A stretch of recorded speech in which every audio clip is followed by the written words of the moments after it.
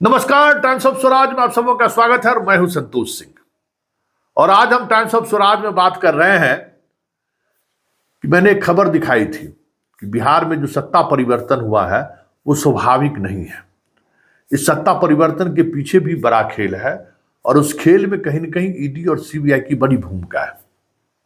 और हमने कई उदाहरण दिया था कि कैसे बिहार के जो दबंग मंत्री हैं या बड़े मंत्री हैं विजय चौधरी, उनके अपने साले के घर ईडी का रेड हुआ, ललन सिंह के करीबी के यहाँ रेड हुआ, जदयू के एमएलसी के यहाँ रेड हुआ, मुख्यमंत्री आवास में तैनात एक सीनियर अधिकारी की घेराबंदी शुरू हो गई थी, एक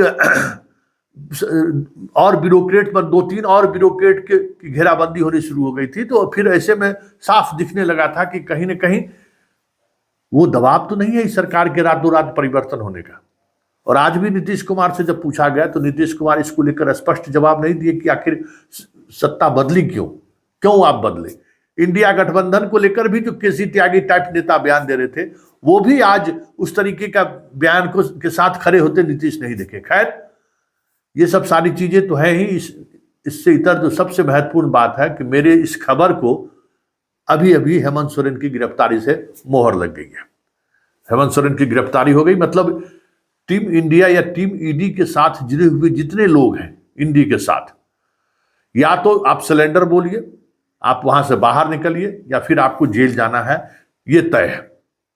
जिस तरीके के भाव भंगिमा बनाई जा रही थी उससे ये संकेत बहुत पहले से मिलनी शुरू हो गई थी।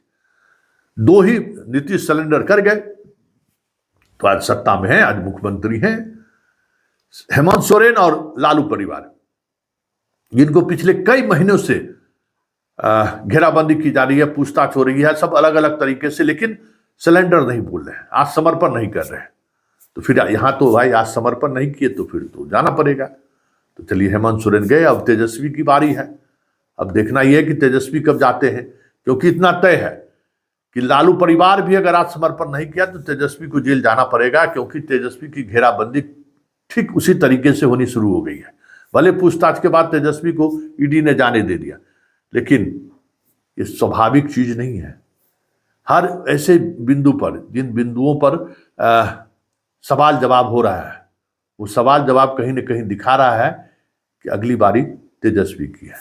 वैसे इसको लेकर शिवसेना के जो प्रखर प्रवक्ता हैं उनकी एक बड़ी प्रतिक्रिया आई है, और वो प्रतिक्रिया ऐसी है ना जिस प्रतिक्रिया के सहारे समझा जा सकता है कि गठबंधन के तमाम नेता किस दौर से गुजर रहे हैं, क्योंकि वो भी जेल जा चुके थे।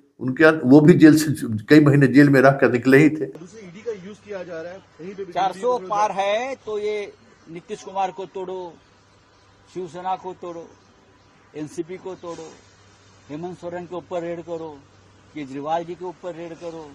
हाँ, ये नौटंकी क्यों चल रही है? आप डर गए हो 400 पार के, आपको 200 नहीं, आप 200 पार नहीं करने जा रहे हो। और कई लोग जेल जाने के कगार पर हैं। तो आप कह सकते हैं कि आपातकाल में जेल भेजने का तरीका अलग था, इसमें तरीका अलग है, लेकिन दौर ठीक उसी तरीके का 77 को 74 को याद कीजिए और आज के दौर को याद कीजिए कि विपक्ष को नस्त नाबूद कर देना है।